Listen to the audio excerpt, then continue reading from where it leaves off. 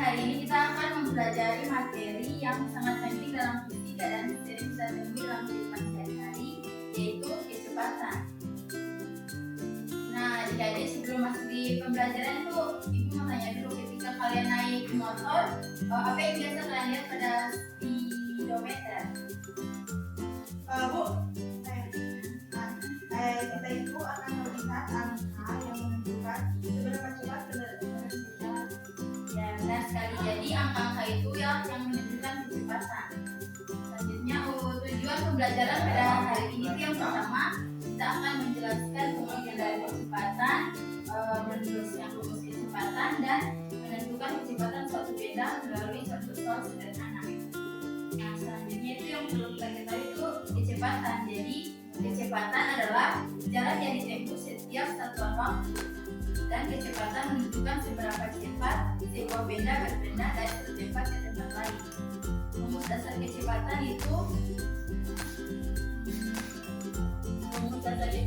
yaitu V sama dengan S per T. V sama dengan S per T. Mana ada yang tahu apa itu V? Kecepatan. Kalau untuk S, Jarak. T, waktu. Nah, kalau untuk satuannya kecepatan ada yang tahu?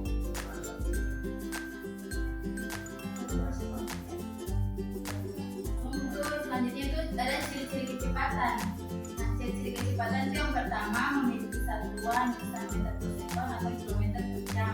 Selanjutnya bergantung pada jarak dan waktu tempuh, dan semakin besar jarak dan semakin kecil waktu, maka kecepatannya semakin besar. Selanjutnya itu kecepatan digunakan untuk membandingkan gerak benda yang berbeda. Nah, selanjutnya itu di sini ada yang tahu contoh kecepatan dalam kehidupan sehari-hari? Yang tahu mungkin bisa angkat tangan. Yes. Saat kita berlari, kita bisa melihat siapa saja yang bercepat. Ada lagi? Saya Bu. Ya, silakan. Ketika bersepeda, kecepatan berubah tergantung seberapa kuat maju. Bagus sekali. Jadi semua itu adalah contoh nyata dari penggunaan konsep kecepatan.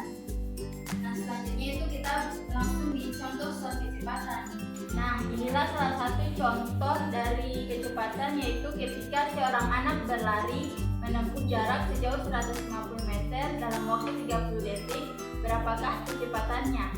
Nah, dengan menggunakan rumus kecepatan di sini yang kita ketahui pertama itu adalah S-nya sejauh 150 meter. Ya, betul. Selanjutnya itu waktunya dengan 30 detik. Nah, yang ditanyakan adalah kecepatannya. Setelah itu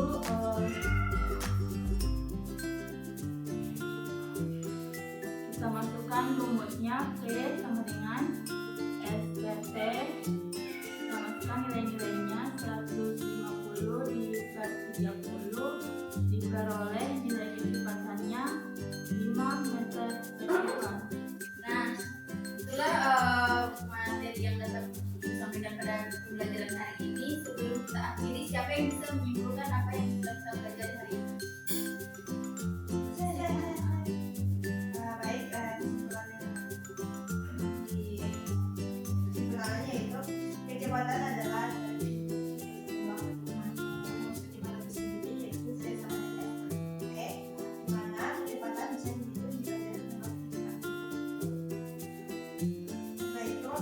pada ditemukan dalam kehidupan sehari-hari, baik bisa kita berlari, sepeda, maupun Baik, bagus sekali. Itu adalah kesimpulan yang tepat untuk materi kita hari ini.